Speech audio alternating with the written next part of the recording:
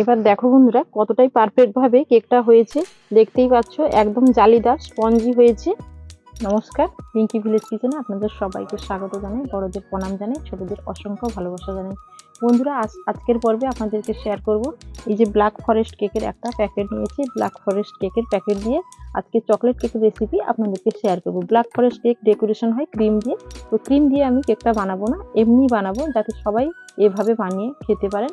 তো একদম সিম্পল, একদম সোজাভাবে আপনাদের সঙ্গে শেয়ার করব। তো আপনারা প্রথম থেকে শেষ পর্যন্ত পুরো রেসিপিটা দেখতে থাকুন, আশা করছি আপনাদের ভালো লাগবে। আর সামনেই তো বড়দিন, তো বড়দিন উপলক্ষে কেকটা বানাচ্ছি, তো আপনারা এইভাবে বাড়িতে বানিয়ে খেতে পারবেন। এবার দেখো বন্ধুরা, এই ব্ল্যাক ফরেস্ট কেকটা এখানে এর ওজন আছে 200 গ্রাম। তো এর মধ্যে 200 গ্রাম আছে। তো এখন আমি এই গামলিটার মধ্যে ঢেলে নিচ্ছি। তো বন্ধুরা এর মধ্যে সবকিছু একসঙ্গে মেশানো আছে শুকনো উপকরণ, যেমন ধরো ময়দা আছে, চিনি আছে, এর সঙ্গে বেকিং পাউডার আছে এবং খাওয়া সোডা, যাকে বেকিং সোডা বলে, সেগুলো এর সঙ্গে মেশানো আছে এবং এতে কোকো পাউডার মেশানো আছে এবং পাউডার মিল্কও এর সঙ্গে মেশানো আছে। তো এখন আমি এটাকে কিভাবে মাখাবো তোমরা দেখো। মাখানোর আগে শুকনো উপকরণকে এভাবে এটা দিয়ে আমি ভালো করে মিশিয়ে নেব। এখানে দেখো আমি তেল নিয়েছি, রান্নার রেগুলার তেল, সাদা তেল নিয়েছি। আর সাদা তেলটা যাতে ভালো হয় সেইভাবে নিতে হবে। এখানে সাদা তেল দিয়ে দিচ্ছি 30 ml। এবার আমি এখানে দিয়ে দিচ্ছি 120 ml লিকুইড দুধ।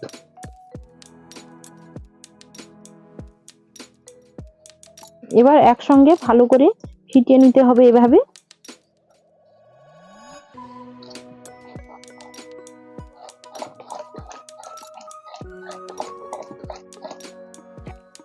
দেখো বন্ধুরা 120 ml দুধ দিয়ে মাখানোর পর দেখতে পাচ্ছ এই ক্রিমটা অনেকটাই গাঢ় হয়ে গেছে। তো এখন আরো একটুখানি দুধ লাগবে। আবার এই কাপে 1 কাপ দুধ নিয়েছি, অল্প অল্প দেব আর মেশাবো।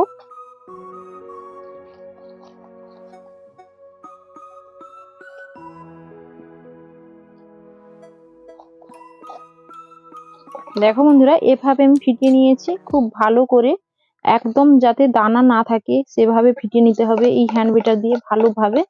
তো এভাবে ফিটিয়ে নিয়েছি আমি। আর এখানে 1 কাপ দুধ দিয়েছিলাম, আর 1 কাপ যে নিয়েছিলাম তার এতটাই বেঁচে গেছে, আর লাগলো না, এতটাই দুধ লেগেছে, মানে 1.5 কাপ মতো দুধটা আমার লেগেছে।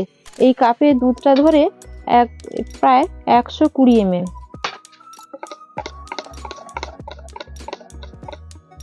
দেখো এটা যেহেতু ব্ল্যাক ফরেস্ট কেক আমি বানাচ্ছি চকলেটি কেক, তার জন্য চকলেট এসেন্স নিয়েছি, তো এতে দিয়ে দিলাম, ফ্লেভারটা ভালো হবে। দেখো কেকের এই ক্রিমটা আমি এভাবে রেডি করে নিয়েছি, দেখতেই পাচ্ছ ক্রিমটা কেমন করে পড়ছে, এভাবেই ক্রিমটা রেডি করে নিতে হবে। আর বন্ধুরা বলে রাখি, ব্ল্যাক ফরেস্ট কেকের প্যাকেট দিয়ে যদি তোমরা কেকটা বানাতে চাও তাহলে এতে কোনো রকমই বেকিং পাউডার কি বেকিং সোডা ব্যবহার করবে না, এতে সবকিছুই দেয়া আছে। আর চিনিও দেবে না, এতে সবকিছুই দেয়া আছে। শুধুই কি পড়বে বন্ধুরা, মানে লিকুইড মিল্ক পড়বে, আর পড়বে রান্নার রেগুলার তেল, এগুলোই এতে ব্যবহার করা হবে। তো এগুলো দিয়ে বানিয়ে নিলে হবে। এবার দেখো বন্ধুরা আমি এই পাত্রটার মধ্যে আমি কেকটা বেক করব, তার জন্য একটা এভাবে আমি কেক মোল্ড নিয়েছি। এইভাবে কেক মোল্ড কিন্তু বাজারে কিনতে পাওয়া যায়, তোমরা চাইলে বাজার থেকে কিনে নিতে পারো, না হলে বাড়িতে থাকা যে কোনো প্যান বা চা প্যান দিয়েও এটা বানানো যায়, বা প্রেসার কুকারের মধ্যেও বানানো যায়। তো এভাবে আমি তেল ব্রাশ করে নিচ্ছি এখন।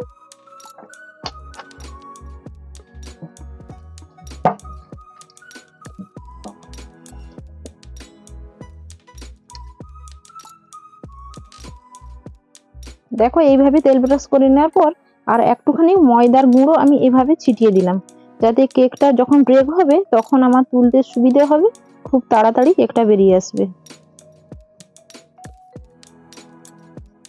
এবার দেখো এখানে এই কেক মোল্ডটার পেছনটা মাপ করে আমি কাগজ এভাবে আমি কেটে নিয়েছি। তো এটা আমি এভাবে বসিয়ে দিলাম, এর ভিতরে এভাবে দিয়ে দিলাম। সাইড থেকে এই কাগজগুলোও আমি লাগিয়ে নেব এভাবে। কেকটা যখন ব্রেক হবে কোনো মতেই সাইডে জড়ে থাকবে না কি লেগে থাকবে না। দেখো এইভাবে আমি রেডি করে নিয়েছি।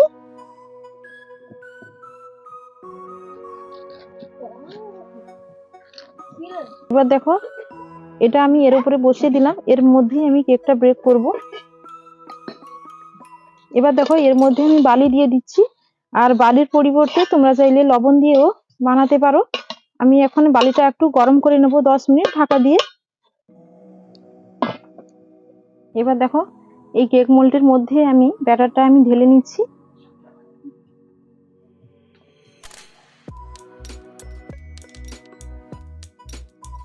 দেখো কেক মোল্ডের ভেতরে এভাবে ব্যাটারটা দিয়ে এভাবে আমি ট্যাপ করে নিচ্ছি, যাতে ভেতরের যে ইয়ার আছে সেই ইয়ারটা বাইরে বেরিয়ে আসে। আর দেখতে পাচ্ছ এভাবে ভুট হয়ে বাইরে বেরিয়ে আসছে, এভাবে করে নিতে হবে। দেখো এখানেও বালিটা বেশ হাই হিটে গরম হয়ে গেছে, আর এই কেকটা বেক করার জন্য 170 ডিগ্রি তাপমাত্রার প্রয়োজন। তো সেটা মাইক্রো ওভেনে হলে ভালো হয়, কিন্তু আমরা তো এখন উনুনে করছি। তো উনুনের তাপটাও বন্ধুরা ভীষণই ভালো হয় এভাবে বালি দিয়ে যদি একটু হিট করে নেওয়া হয়। দেখো সুন্দর করে বসিয়ে দিলাম এভাবে, যাতে সোজাসুজি বসে। তো এখন আমি ঢাকা দিয়ে দেব। বন্ধুরা এখন আমি ঢাকা দিয়ে দিয়েছি, কেকটা বেক হবে একদম 35 মিনিট আমি বেক করে নেব। ততক্ষণে কেকটা সম্পূর্ণভাবে তৈরি হবে। ততক্ষণে আপনাদেরকে একটা দারুণ জিনিস দেখাচ্ছি।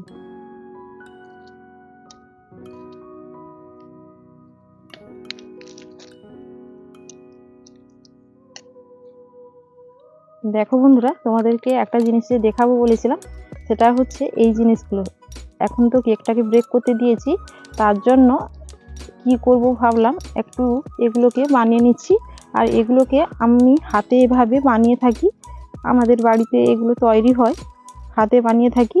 তো ভাবছি অনেক দিন থেকে যে তোমাদের সঙ্গে এভাবে একটু এই জিনিসগুলো শেয়ার করি, তো তোমাদেরও দেখতে ভালো লাগবে। আর জিনিসগুলো দেখো বন্ধুরা কতটা সুন্দর লাগছে দেখতে। এগুলো বানিয়েছিলাম, বানাতে বানাতে এখন কেকটা তৈরি করতে চলে গিয়েছিলাম, এগুলোকে এখানে রেখে দিয়েছিলাম, কেকটা ব্রেক করতে দিয়েছি আর এখন এসে বসে গেছি এগুলোকে বানাতে। দেখো এগুলো কতটা সুন্দর লাগছে, এগুলো আমি বাড়িতে বানিয়ে থাকি। দেখো কতটা দারুণ লাগছে দেখতে।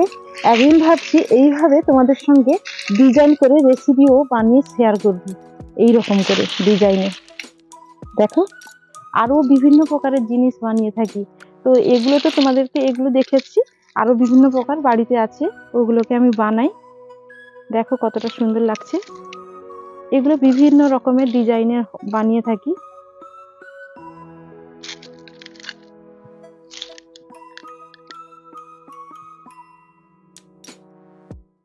এবার দেখো বন্ধুরা 25 মিনিট পর আমি ঢাকাটা খুলে দেখছি। দেখো কেকটা কতটা ফুলে উঠেছে। এখন এই কাজুগুলো এর উপরে এভাবে করে বসিয়ে দেব। আর আগে দিইনি কেন, কেননা কেকটা যখন ফুলে উঠবে কাজুটা ভেতরের দিকে ঢুকে যাবে, তার জন্য আগে দিইনি। এখন আমি দিচ্ছি এভাবে, আবার ঢাকা দিয়ে দিচ্ছি। 35 মিনিট পর ঢাকাটা খুলে দেখবো কেকটা ব্রেক হয়েছে কিনা। এই যে একটা টুথপেস্ট নিয়েছি, এটা দিয়ে দেখবো। দেখো কতটাই সুন্দরভাবে ফুলে উঠেছে।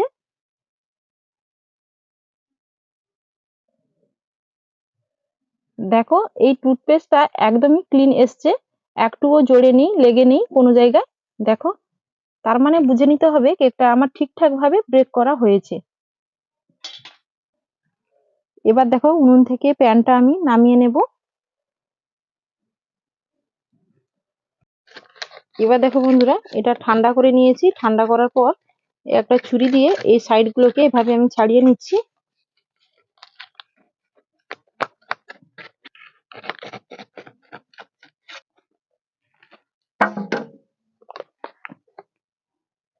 দেখো একদম সুন্দরভাবে বেরিয়ে এলো।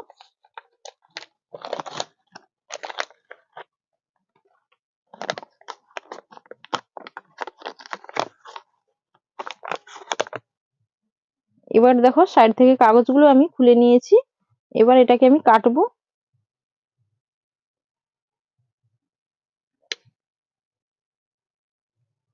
এবার দেখো বন্ধুরা কতটাই পারফেক্ট ভাবে কেকটা হয়েছে, দেখতেই পাচ্ছ একদম জালিদার স্পঞ্জি হয়েছে।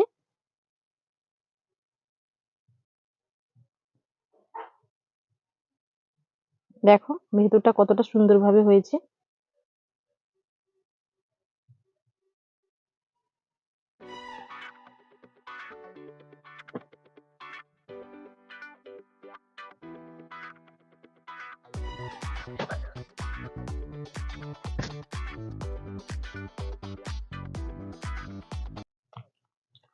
আমাদের তো কেকটা ভীষণই ভালো লেগেছে। তো আপনাদের কেমন লেগেছে কমেন্টে অবশ্যই জানাবেন। আর অবশ্যই আমার চ্যানেলটিকে সাবস্ক্রাইব করে আমার পাশে থাকবেন। ভালো লাগলে একটা লাইক করবেন। ভালো থাকবেন, সুস্থ থাকবেন। আগামী পর্বে আবার ফিরে আসবো এরকম অন্য নতুন রেসিপির সাথে। ততক্ষণে বন্ধুরা টাটা, ভালো থেকো।